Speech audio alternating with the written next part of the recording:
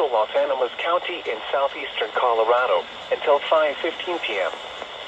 At 2:08 p.m., Doppler radar indicated thunderstorms producing heavy rain across the warned area. Between 1 and 2 inches of rain have fallen. The expected rainfall rate is 0.5 to 1.5 inches in 45 minutes. Flash flooding is ongoing or expected to begin shortly. Hazard: flash flooding caused by thunderstorms. Source: radar.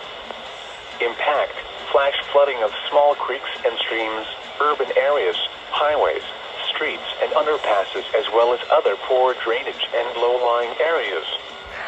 Some locations that will experience flash flooding include Aguilar and Gilner. Turn around. Don't drown when encountering flooded roads. Most flood deaths occur in vehicles.